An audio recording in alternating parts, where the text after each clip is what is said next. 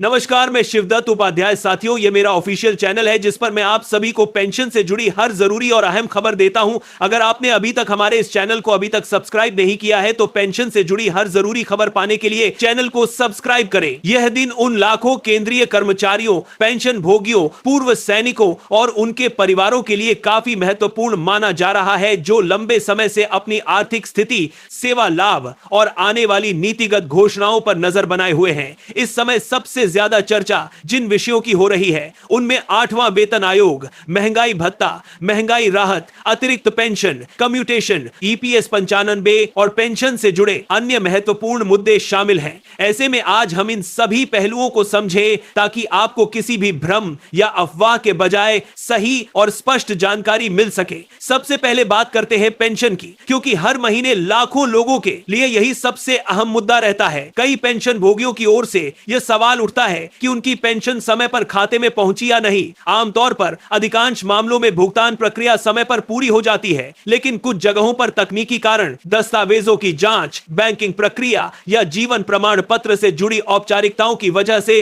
थोड़ी देरी हो सकती है। ऐसी स्थिति में घबराने की जरूरत नहीं होती, बल्कि अपने बैंक, संबंधित विभाग या आधिकारिक पोर्टल के माध्यम से जानकारी लेना सबसे सही तरीका होता है। पेंशन से जुड़ी व्यवस्था जितनी डिजिटल हुई है उतनी ही इसमें समय समय पर सही जानकारी और सावधानी भी जरूरी हो गई है। इसीलिए सभी पेंशन भोगियों को अपने रिकॉर्ड, दस्तावेज और जीवन प्रमाण पत्र की स्थिति पर नजर बनाए रखनी चाहिए। अगर आप ऐसी जरूरी जानकारी नियमित रूप से पाना चाहते हैं तो हिंद इनसाइट को सब्सक्राइब जरूर रखें। अब आते हैं उस विषय पर जिस पर इस समय सबसे ज्यादा बातें हो रही हैं, और वो है 8वां वेतन आयोग। सोशल मीडिया पर इसको लेकर कई तरह के दावे किए जा रहे हैं। कहीं वेतन में भारी बढ़ोतरी की बातें हैं, कहीं एरियर की चर्चा है, तो कहीं फिटमेंट फैक्टर को लेकर तरह तरह के अनुमान लगाए जा रहे हैं। लेकिन यहां सबसे अहम बात यह है कि जब तक सरकार की तरफ से कोई आधिकारिक घोषणा नहीं होती तब तक किसी भी वायरल पोस्ट या अनौपचारिक दावा को अंतिम सत्य नहीं होते माना जा सकता। वेतन आयोग एक बहुत बड़ा नीतिगत विषय होता है जिसमें कर्मचारियों के वेतन ढांचे, भत्तों, पेंशन और वित्तीय संतुलन सभी को ध्यान में रखा जाता है। यही कारण है कि इस पर कोई भी अंतिम निर्णय सोच समझकर और औपचारिक प्रक्रिया के बाद ही लिया जाता है। कर्मचारियों और पेंशन भोगियों की उम्मीदें स्वाभाविक हैं, क्योंकि हर वेतन आयोग के साथ एक नए सुधार की आशा जुड़ जाती है। सबकी नजर अब इसी पर है कि आगे क्या फैसला आता है और किस तरह की राहत देखने को मिलती है। कई कर्मचारी संगठन यह मांग भी कर रहे हैं कि मौजूदा आर्थिक हालात को देखते हुए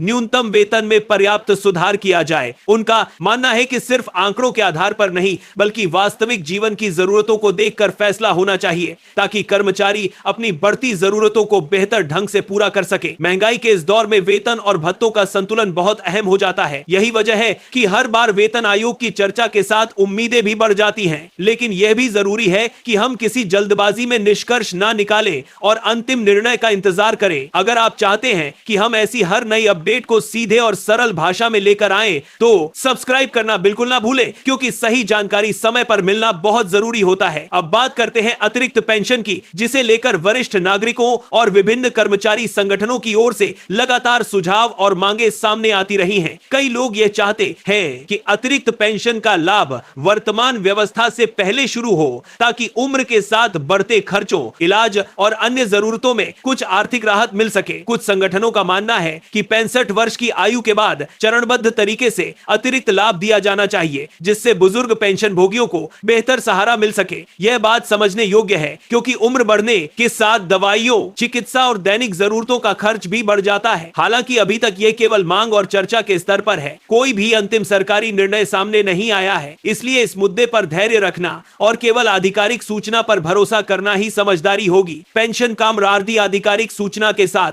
जरूरतों का खर्च भी बढ़ जाता है से जुड़े मुद्दों में एक और अहम विषय कर व्यवस्था यानी टैक्स का भी है। बहुत से पेंशन भोगी यह मानते हैं कि लंबी सेवा के बाद मिलने वाली पेंशन पर अतिरिक्त बोझ कम होना चाहिए। उनका तर्क है कि पेंशन कमाई नहीं, बल्कि सेवा का फल है और रिटायरमेंट के बाद वादी करने के लिए नामंदित तत्पाद ये एक सुरक्षा कवच की तरह काम करती है। दूसरी ओर वित्तीय विशेषज्ञों का कहना है कि इस तरह की राहत देने से पहले पूरे बजट, नीतिगत ढांचे और राजस्व पर उसके प्रभाव को समझना जरूरी है। इसलिए इस मुद्दे पर भी अंतिम फैसला भविष्य में होने वाली विस्तृत चर्चा और सरकारी नीति पर निर्भर करेगा। जब भी इस विषय पर कोई आधिकारिक कदम आएगा, वही सबसे महत्वपूर्ण माना जाएगा। जाएगा। हिंदा करना परतांती तरह सहारा जाए, लेकिन बात जान करने का लारा बेसर करते हैं। सब साथ सातांती तरह को देश कर दिया और मितार को साताची। इन साइट पर हम कोशिश करते हैं कि ऐसी हर खबर आपको बिना शोर शराबे के सीधी और काम की भाषा में मिले। अब बात करते हैं कम्यूटेशन की। यह एक ऐसा विषय है जिस पर समय समय पर चर्चा होती रहती है। कई पेंशन भोगियों की यह राय है कि कम्यूटेशन रिकवरी की अवधि पर फिर से विचार होना चाहिए। उनका कहना है कि मौजूदा अवधि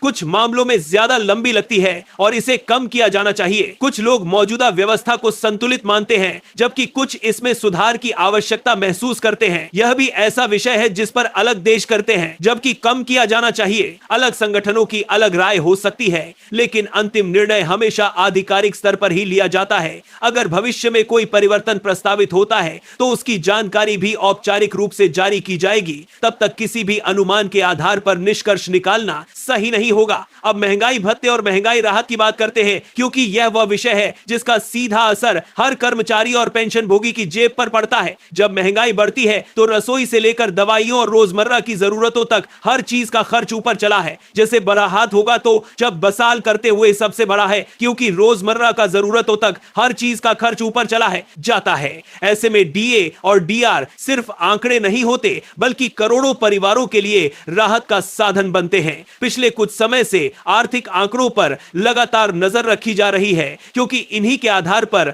आने वाले महीनों में संभावित बढ़ोतरी का अंदाजा लगाया जाता है। यदि सूचकांक सकारात्मक दिशा में आगे बढ़ते हैं तो कर्मचारियों और पेंशन भोगियों के लिए बेहतर स्थिति बन सकती है। लेकिन याद रखें, अंतिम प्रतिशत सिर्फ आधिकारिक गणना और घोषणा के बाद ही तय माना जाएगा। इसलिए अभी से किसी भी निश्चित से साली का तीसरा दंतरा सबसे साली दंतरा सबसे तमर का रातियों के बाद पता चलते हैं। यदि सूचकांक सकारात्मक दिशा में आगे बढ़ते हैं तो कर्मचारियों और पेंशन भोगियों के लिए बेहतर स्थिति बन सकती है। लेकिन याद रखें, अंतिम प्रतिशत सिर्फ आधिकारिक गणना और घोषणा के बाद ही तय माना जाएगा। लेकिन जब भी सूचकांक सकारात्मक दिशा में आगे बढ़ते हैं तो कर्मचारियों और पेंशन भोगियों के लिए बेहतर स्थिति बन सकती है। लेकिन जब भी सूचकांक सकारात्मक दिशा में आगे बढ़ते हैं, लेकिन सिर्फ आधिकारिक गणना जनता चलते हैं, लेकिन जनता नतीजे पर पहुंचना जल्दबाजी होगी। ऐसी ही ताजा और साफ जानकारी पाने के लिए हिंद इनसाइट को सब्सक्राइब रखना बहुत काम आएगा।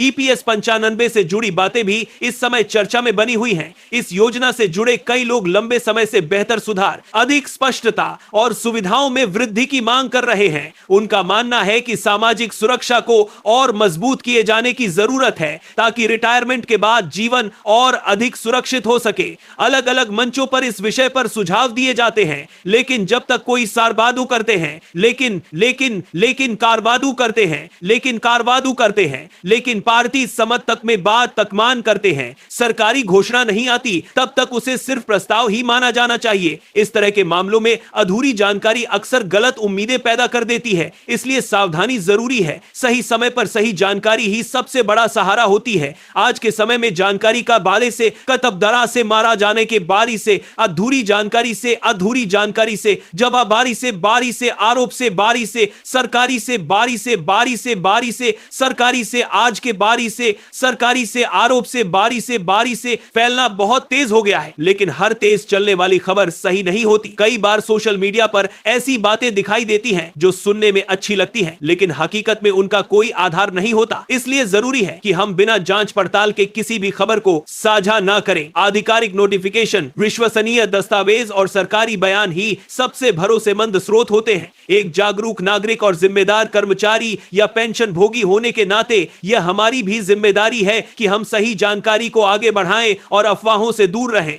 अगर आप ऐसे ही संतुलित और अफवाहों से दूर रहे नहीं हैं, या सबसे भरोसेमंद स्रोत होते हैं, या वैसे ही संतुलित और अफवाहों से दूर रहे हैं और अपना बड़ा करने के लिए की जानकारी को जाबा भी संतुलित और खरमाते रहा है। भरोसेमंद अपडेट चाहते हैं तो अभी सब्सक्राइब जरूर कर दीजिए, ताकि हर जरूरी खबर आप तक सबसे पहले पहुंचे। आने वाले दिनों में 8वें वेतन आयोग, महंगाई भत्ता, महंगाई राहत, अतिरिक्त पेंशन, कम्यूटेशन, ईपीएस 95 और अन्य पेंशन संबंधी मामलों पर नई जानकारी सामने आ सकती है। जैसे ही कोई आधिकारिक अपडेट जारी होगी, उसकी विस्तृत और सही जानकारी आपके सामने रखी जाएगी। हमारा प्रयास यही रहता है कि आपको बिना किसी भ्रम के तथ्यों पर आधारित स्पष्ट और उपयोगी सूचना मिले। हिंद इनसाइट पर हम हर बार यही कोशिश करते हैं कि खबर केवल खबर ना रहे, बल्कि आपके लिए समझने योग्य और काम की जानकारी बन जाए। अंत में यही कहा जा सकता है कि देश के लाखों कर्मचारी और पेंशन भोगी आज भी यह उम्मीद लगाए बैठे हैं कि उनके वर्षों के परिश्रम, सेवा और योगदान का सम्मान बेहतर सुविधाओं, मजबूत सामाजिक सुरक्षा और निष्पक्ष नीतिगत फैसलों के रूप में सामने आएगा। यह उम्मीद ही उन्हें आगे बढ़ने की ताकत देती है। भविष्य में जो भी निर्णय लिए जाएंगे उनमें कर्मचारियों और पेंशन भोगियों के हितों का पूरा ध्यान रखा जाए, यही सबसे बड़ी अपेक्षा है। फिलहाल के लिए इतना ही। अगर यह जानकारी आपको उपयोगी लगी हो तो इसे लाइक कीजिए, अपने साथियों के साथ साझा कीजिए और हिंद इनसाइट को सब्सक्राइब करके जुड़े रहिए ताकि आने वाली हर महत्वपूर्ण अपडेट आप तक बिना देरी पहुंचे। धन्यवाद।